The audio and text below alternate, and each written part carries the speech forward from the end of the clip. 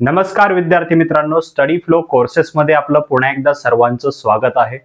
मित्रांनो, आज आपण BA अंतर्गत येणारा BA ऑनर्स इन हिस्ट्री या कोर्स बद्दल माहिती पाहणार आहोत की हा कोर्स काय आहे, BA हिस्ट्री पेक्षा हा कोर्स कसा वेगळा आहे, याच्यामध्ये काय शिकवलं जातं, याच्या डिग्रीचा वापर करून तुम्ही कुठे नोकरी मिळवू शकता, कशा प्रकारच्या नोकरी आहेत, संधी काय आहेत, कोणी कोर्स निवडायला पाहिजे, या सर्व प्रश्नांची उत्तरे तुम्हाला या व्हिडिओमध्ये नक्की मिळतील.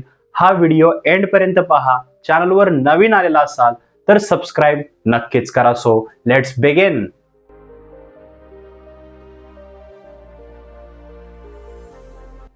तर मित्रांनो, सर्वप्रथम पाहूया की हा कोर्स काय आहे. तर बघा, जसं याचं नाव आहे BA ऑनर्स इन हिस्ट्री, याच्यामध्ये इतिहास तुम्हाला पाहायला भेटतो. याच्यामध्ये जेही मेजर फोकस असतो तो सर्व इतिहासावरच असतो. भारतामध्ये घडलेला इतिहास ऍज वेल ऍज जगामध्ये घडलेला इतिहास, या सर्व गोष्टींचा अभ्यास तुम्हाला या कोर्समध्ये डिटेलमध्ये शिकवला जातो, जेणेकरून तुम्हाला भारतामध्ये जे कॉलोनियलिझम चाललेला आहे, जसं इंग्रज आले होते, पोर्तुगीज आले होते, त्याचबरोबर जगामध्ये सुद्धा कॉलोनिझम झालेला आहे वेगवेगळ्या देशांमध्ये. त्याचबरोबर जे जिओ पॉलिटिक्स आहे ते कशा प्रकारे चालू झालेलं आहे, कोल्ड वॉर, तर ह्या सर्व हिस्ट्रीचा जो डिटेलमध्ये अभ्यास आहे तो तुम्हाला याच्यामध्ये पाहायला मिळतो. हा कोर्स 3 वर्षाचा आहे आणि हा कोर्स जो आहे तो रेग्युलर बेसिस ऍज वेल ऍज डिस्टन्स मध्ये अवेलेबल आहे.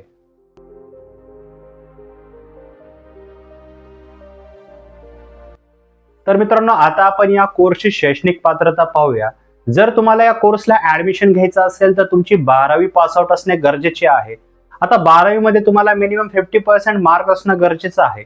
आता तुमचा असा प्रश्न असेल की मी 12वी या बोर्ड मधून आहे किंवा मी 12वी CBSE मधून केलेली आहे, तर असं बिलकुल नाहीये. तुम्ही कोणत्याही बोर्ड मधून, हायर सेकंडरी असाल किंवा CBSE बोर्ड असेल, कोणताही बोर्ड असेल, फक्त 12th पास आउट असणं गरजेचं आहे. एवढीच त्याचा क्रायटेरिया आहे, एलिजिबिलिटी आहे. तुम्हाला मिनिमम 50% मार्क्स असतील तर तुम्ही याला इझिली जे आहे ते ऍडमिशन मिळू शकता. जर तुम्ही SC ST OBC EWS किंवा एनी विकर सेक्शन मधून जर येत असाल, तुम्ही तिथले विद्यार्थी असाल कास्ट मधून, तर तुम्हाला जे आहे अतिरिक्त 5% याच्यामध्ये सूट मिळू शकते, ज्याचा वापर करून तुम्ही कमी मार्कामध्ये सुद्धा इझिली जे आहे ते ऍडमिशन मिळू शकता. शेवटचा प्रश्न की समजा 12वीचेच विद्यार्थी यासाठी ऍडमिशन का घेऊ शकतात, तर बघा, हा डिग्री स्तरावरील म्हणजे अंडर ग्रॅज्युएट डिग्री कोर्स आहे. आणि डिग्री कोर्स आपण तेव्हाच करू शकतो ज्या वेळेस आपली जी आहे ती 12वी कंप्लीट झालेली आहे, आपल्याला 18 वर्ष पूर्ण झालेले असतात. तर मित्रांनो, याची जी एलिजिबिलिटी आहे ती आहे only 12th pass with minimum 50% marks.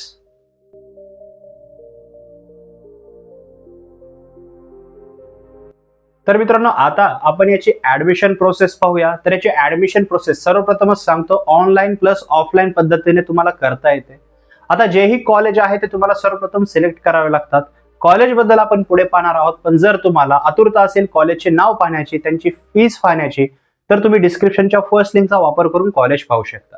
आता उदाहरणार्थ, ज्यावेळेस तुम्ही कॉलेज सिलेक्ट करता तर तुम्हाला त्या कॉलेजमध्ये ज्यावेळेसही नोटिफिकेशन निघतात फॉर ऍडमिशन, दरवर्षी असतात, तर याच्यावर लक्ष ठेवावे लागतं. ज्यावेळेस ही ऍडमिशन स्टार्ट होतात तुम्हाला फॉर्म्स फिलअप करावे लागतात. तुमचे 12वीचे मार्क्स, तुमचे जेही एज्युकेशनल डॉक्युमेंट्स आहेत, तुमचे जे कास्टचे सर्टिफिकेट आहे असेल तर तुम्हाला ते सबमिट करावे लागते आणि तुम्ही जे आहे फी भरून जे आहे याच्यामध्ये डायरेक्टली ऍडमिशन जे आहे घेऊ शकता.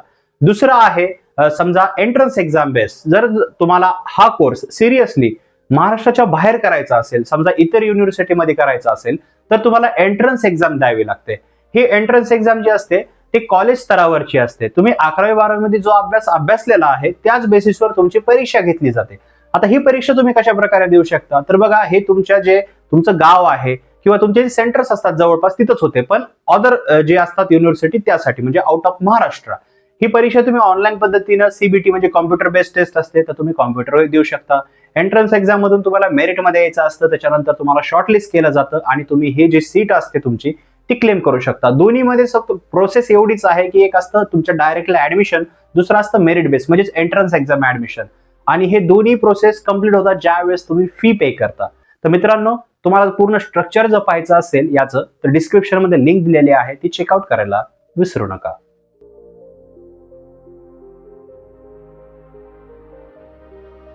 तर मित्रांनो, आता आपण याच्या कालावधीबद्दल आणि कॉलेजमध्ये जो पूर्ण तुमचा प्रवास असणार आहे त्याबद्दल सविस्तर जाणून घेऊया.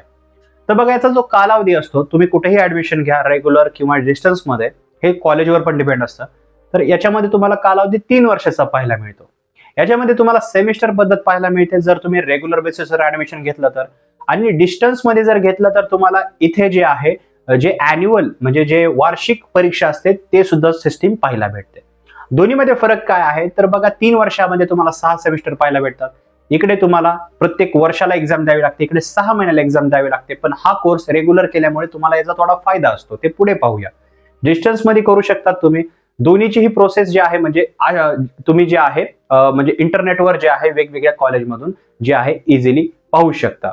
आता यामध्ये आपण सविस्तर जर पाहिलं कालावधीबद्दल तर 6 सेमिस्टर ज्यावेळेस कंप्लीट करता किंवा हे जे 3 वर्ष तुम्ही ज्यावेळेस कंप्लीट करता त्यावेळेस तुम्हाला हे डिग्रीचे सर्टिफिकेट जे आहे ते मिळून जाते. आता हे डिग्रीचे सर्टिफिकेट तुम्ही कुठे यूज करू शकता तर बघा, हे तुम्ही फर्दर स्टडीजसाठी म्हणजे पुढे MA करण्यासाठी, MA हिस्ट्री करण्यासाठी किंवा तुम्ही गव्हर्नमेंट जॉबला अपेअर होण्यासाठी वापर करू शकता किंवा प्रायव्हेट सेक्टरमध्ये जॉब मिळवण्यासाठी याचा वापर करू शकता. जॉब कोणत्या ते आपण पुढे पाहणार आहोत. तर मित्रांनो, 3 प्रकारे फायदा आहे याचा. अशा प्रकारे तुम्ही तुमच्या डिग्रीचा जो यूज आहे तो करू शकता.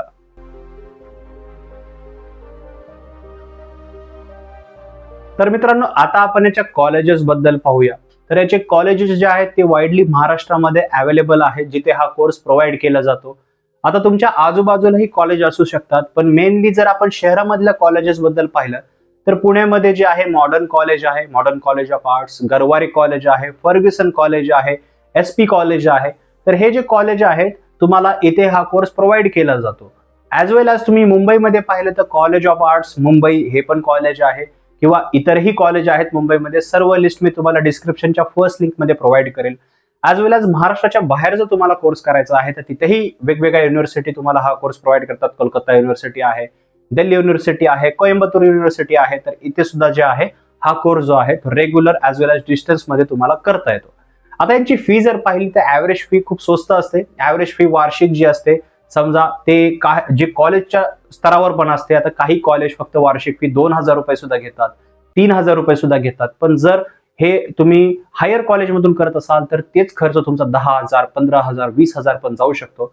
सर्व कॉलेजेसची जी फी आहे, फी स्ट्रक्चर आहे ते मी डिस्क्रिप्शनच्या लिंक मध्ये दिलेलं आहे. तिथे क्लिक करून तुम्ही सध्या करंटची जी फी असेल कॉलेजची ती चेकआउट करू शकता.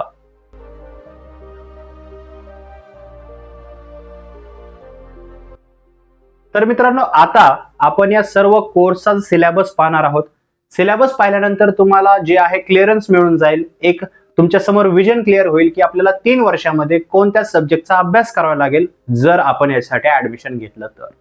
जसं तुम्ही स्क्रीनवर पाहू शकता, तुम्हाला यामध्ये हिस्ट्री ऑफ इंडिया, त्याचबरोबर social formations and cultural patterns of the ancient world, qualifying language, concurrent credit language, history of United States of America, rise of modern west, as well as history of USSR, history of Latin America, history of Southeast Asia, concurrent discipline.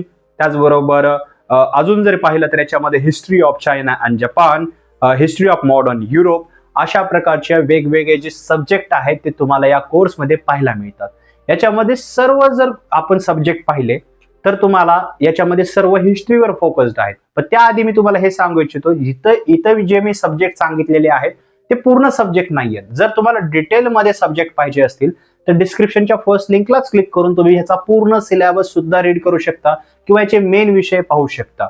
जर आता आपण या विषयांवर focus केलं तर mainly ह्याच्यामध्ये जी Indian history आहे, south east Asia म्हणजेच आपला भारत, तर याची हिस्ट्री ॲज वेल ॲज युरोपची हिस्ट्री आहे, अमेरिकाची हिस्ट्री आहे, USSR म्हणजे आजचं रशिया याची सुद्धा हिस्ट्री आहे.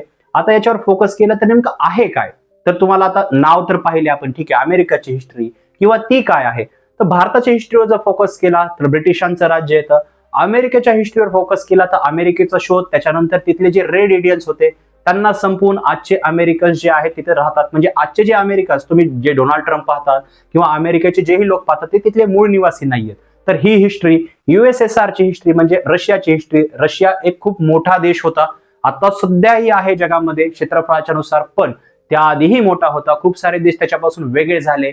लेनिन काय, त्याचबरोबर समजा जर्मनी बरोबर युद्ध, तर हिटलरचं युद्ध काय, युरोपची हिस्ट्री काय, तर या सर्व गोष्टींचा डिटेलमध्ये अभ्यास जो आहे तो तुम्हाला या सिलेबसमध्ये 3 वर्षामध्ये पाहायला मिळतो. तुम्ही डिस्टन्स मध्ये करायला असला तरी सेम आहे, पण जर तुम्ही रेग्युलर कोर्स करत असाल तर तुम्हाला नक्कीच या प्रवासामध्ये म्हणजे ह्या डिग्रीच्या प्रवासामध्ये खूप छान आनंद मिळू शकतो किंवा जे नॉलेज आहे ते मिळू शकतं.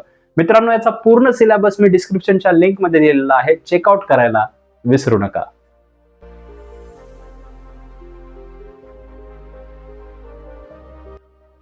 मित्रांनो, आता पाहूया की हा कोर्स ज्यावेळेस तुम्ही पूर्ण कराल तर तुम्हाला पुढील संधी कोणत्या मिळतात. आपण याआधीही मी तुम्हाला शॉर्टमध्ये सांगितलेलं आहे 3 प्रकारचे चान्सेस आहेत, पण आता आपण डिटेलमध्ये पाहूया. सर्वप्रथम जो तुमच्याकडे संधी असते आफ्टर कम्प्लिटिंग दिस डिग्री, तुम्ही हायर एज्युकेशन साठी जाऊ शकता. तुम्ही पुढे म्हणजे मास्टर्स इन आर्ट वगैरे करू शकता, MA करू शकता, ऍज वेल एज तुम्ही PhD करू शकता पुढे. हे सर्व तुमच्या डिसिजनवर डिपेंड आहे की तुमच्या आयुष्याचा तुम्हाला किती वेळ अजूनही शिक्षणासाठी द्यायचा आहे किंवा ही डिग्री कंप्लीट करून तुम्हाला जॉब मिळवायची आहे. तर हे जे डिसिजन असतात तुम्ही तुमच्या पॅरेंट्सशी कन्सल्ट करून किंवा शिक्षकांशी किंवा ज्यांनीही हा कोर्स केला आहे किंवा आमच्याशी कन्सल्ट करून भविष्यामधले निर्णय तुम्ही घेऊ शकता. दुसरा ऑप्शन आहे तुमच्याकडे गव्हर्नमेंट एक्झाम प्रिपरेशन. आता बघा, ज्यावेळेस तुम्ही ही डिग्री कंप्लीट करता तुम्ही इलिजिबल होतात various type of government exam साठी. म्हणजे तिथे तुम्हाला एक्झाम द्यायची असेल, लागल्यानंतर तिथे डिग्रीची रिक्वायरमेंट असते. तर अशा वेगवेगळ्या एक्झामचं प्रिपरेशन तुम्ही करू शकता. याच्यामध्ये तुम्ही UPSC, MPSC, स्टाफ सिलेक्शन कमिशनची SSCच्या एक्झाम्स किंवा रेल्वे बोर्डच्या एक्झाम्स तुम्ही देऊ शकता, यांचं प्रिपरेशन करू शकता. हे प्रिपरेशन तुम्ही डिग्री चालू असतानाही करू शकता किंवा डिग्री एंड झाल्यावर पण करू शकता, हे तुमच्यावर आहे. पण त्याआधी लक्षात ठेवायचं आहे की गव्हर्नमेंट जॉब मिळवण्यासाठी जे आहे ते सॅक्रिफाईस, त्याचबरोबर डेडिकेशन आणि किती अभ्यास लागतो. आता सध्या जे कॉम्पिटिशन आहे त्यानुसार तुम्ही या गोष्टींचं डिसिजन जे आहे ते फ्युचरमध्ये घेऊ शकता. तुमच्याकडे तिसरा आणि सगळ्यात उत्तम पर्याय म्हणजे प्रायव्हेट सेक्टरमध्ये जॉब मिळवणं. आता मी इथं तुम्हाला काही जॉब सांगणार आहे ज्या तुम्ही हा कोर्स कंप्लीट झाल्यानंतर मिळवू शकता.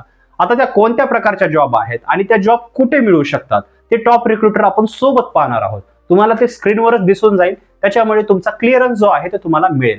तर जॉब कशा प्रकारचे आहेत, तर जसं तुम्ही स्क्रीनवर पाहू शकता यामध्ये तुम्हाला museum curators, history teachers, broadcast journalist, charity officer, chartered certified accountant, corporate investment banker, early years teacher, editorial assistant, exhibition designer and many more. आता ह्या इथे जॉब तर या आहेत, पण आपण जायचं कुठे किंवा कोणते टॉप रिक्रुटर्स आहेत, जॉब कोण देऊ शकतं. तर बघा, museum curations, genealogy museums, education archaeology marketing जसं कॉलेज असतात, युनिव्हर्सिटी असतात, advertising and public relations, law, business and commerce किंवा मीडिया.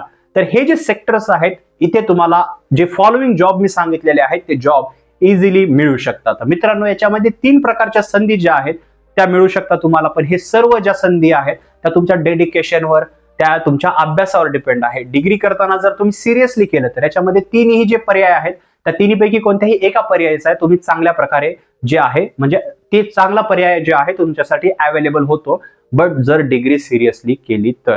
मित्रांनो, संधी याच्यामध्ये ज्या जॉब्स आहेत त्यांचा ऍव्हरेज पगार काय असू शकतो किंवा इतर जी माहिती जी आपण इथं डिस्कस केलेली नाहीये किंवा विद्यार्थ्यांचं ओपिनियन, हे रीड करण्यासाठी डिस्क्रिप्शनच्या फर्स्ट लिंकला क्लिक करून याबद्दल तुम्ही रीड करू शकता.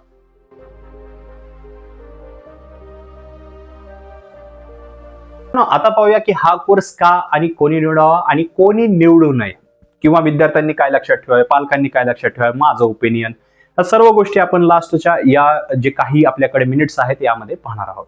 मित्रांनो, सर्वप्रथम हा कोर्स कोणी निवडावा. विद्यार्थी मित्रांनो, जर तुम्हाला गव्हर्नमेंट जॉबचं प्रिपरेशन करायचं आहे, समजा MPSC द्यायची आहे, UPSC द्यायची आहे, इथे हिस्ट्री हा एक खूप इम्पॉर्टंट टॉपिक आहे. त्याचबरोबर वर्ल्ड हिस्ट्री पण येते. जर तुम्ही राज्यसेवा देणार असाल किंवा UPSC IAS बनण्यासाठी प्रिपरेशन करणार असाल तर या गोष्टींचा तुम्हाला फायदा होऊ शकतो. BA करून गव्हर्नमेंट जॉबचं प्रिपरेशन करणाऱ्या विद्यार्थ्यांची संख्या खूप अफाट आहे. दुसरं, जर तुम्हाला टीचर बनायचं आहे, प्रोफेसर बनायचं आहे, हिस्ट्री तुम्हाला स्वतः शिकून दुसऱ्यांना शिकवायची आहे किंवा तुमचा हिस्ट्रीमध्ये इंटरेस्ट आहे, तुम्हाला जाणून घ्यायचं आहे की भारताची हिस्ट्री काय आहे, जगाची हिस्ट्री काय आहे, कशा प्रकारे प्रत्येक देशाचं आपल्या म्हणजे ते देश स्वतःमध्येच एक युनिकली जे आहेत क्रिएट झालेले आहेत त्यांची हिस्ट्री काय आहे. तर या सर्व गोष्टींचा अभ्यास करायची जर तुमच्यामध्ये आवड असेल तर नक्की हा कोर्स तुमच्यासाठी डिझाईन केला गेलेला आहे. आता हा कोर्स कोणी निवडू नये, तर विद्यार्थी मित्रांनो, जर तुम्हाला एक स्टेबल जॉब मिळवायचा आहे, IT सेक्टरमध्ये जायचं आहे किंवा तुम्हाला हिस्ट्री विषय आवडत नाहीये तर ह्या कोर्समध्ये बिलकुलही येऊ नका. तुम्हाला जर IT क्षेत्रात जायचं असेल तर तुमच्यासाठी इंजिनिअरिंगचं क्षेत्र ओपन आहे. जर तुम्हाला डॉक्टर बनण्याची आवड असेल तर सायन्सचे कोर्स तुमच्यासाठी आहेत पॅरामेडिकल म्हणजे तुम्हाला जीएनएम एएनएम करून जर समजा जे मेडिकल फील्ड आहे त्याच्यामध्ये जायचं आहे किंवा तुम्हाला वेगळं काही करायचं आहे तर तुम्ही त्यामध्ये जाऊ शकता. हा आर्टचा कोर्स आहे. इथे आवड असेल किंवा जे तुम्हाला पुढे करायचं आहे फर्दर, समजा तुम्हाला जॉब मिळवायचा आहे किंवा काहीतरी बनायचं आहे, जे फॉलोइंग या गोष्टी आपण डिस्कस केल्या, यामध्ये तुम्हाला जेही तुमचं ध्येय आहे ते जर तुम्हाला मिळवायचं नसेल, म्हणजे त्यापैकी जर तुमचं ध्येय नसेल तर हा कोर्स बिलकुलही निवडू नका. पॅरेंट्सनी आणि विद्यार्थ्यांनी काय लक्षात ठेवायचं आहे तर बघा, तुमचा जर इंटरेस्ट असेल तर हा कोर्स करा. अदरवाईज तुमच्यासाठी माझं एक पर्सनल सजेशन की हा कोर्स तुम्ही डिस्टन्स मध्ये करू शकता. जिथेही हा कोर्स डिस्टन्स मध्ये अवेलेबल आहे, जसं की YCMU असतं, यशवंतराव चव्हाण ओपन युनिव्हर्सिटी, इग्नू आहे, इंदिरा गांधी ओपन युनिव्हर्सिटी. तर या कोर्समध्ये हे जे युनिव्हर्सिटी आहे तिथे तुम्ही तुमचं ऍडमिशन घेऊन हा कोर्स डिस्टन्स मध्ये करू शकता. As well as side by side तुम्ही रेग्युलर मध्ये दुसरीकडे कुठेतरी डिग्री करू शकता. मग ती फार्मसीची असू शकते किंवा तुम्ही वेगळं काही BSc केमिस्ट्री करू शकता, फिजिक्स करू शकता, किंवा जर आवड असेल तर बाहेरच्या देशामध्ये रशियामध्ये जाऊन MBBS सुद्धा करू शकता किंवा नीट मध्ये MBBS लागल्यानंतर तर हा प्रश्न मिटतोच. पण जर तुम्हाला डिस्टन्स मध्ये घेऊन जर गव्हर्नमेंट जॉबचं प्रिपरेशन करायचं असेल तरीही चालतं, पण रिस्क पण तशाच आहेत. मित्रांनो, या कोर्स रिगार्डिंग तुमचे काय प्रश्न असतील तर खाली कॉमेंट सेक्शन मध्ये विचारा. व्हिडिओ आवडला असेल तर लाईक करा, इतरांबरोबर नक्की शेअर करा, त्या विद्यार्थ्यांबरोबर नक्की शेअर करा ज्यांना हा कोर्स जो आहे तो चूज करायचा आहे किंवा कन्फ्युजन मध्ये आहेत. तुम्हाला जर अजून काही प्रश्न असतील, गायडन्स पाहिजे असेल तर इंस्टाग्रामची लिंक सुद्धा मी डिस्क्रिप्शन मध्ये दिलेली आहे. तर मित्रांनो, इतरही आमची प्लेलिस्ट आहे, व्हिडिओज आहेत, ते चेकआउट करायला विसरू नका. मी मिळतो तुम्हाला पुढच्या व्हिडिओमध्ये. तोपर्यंत थँक्स फॉर वॉचिंग.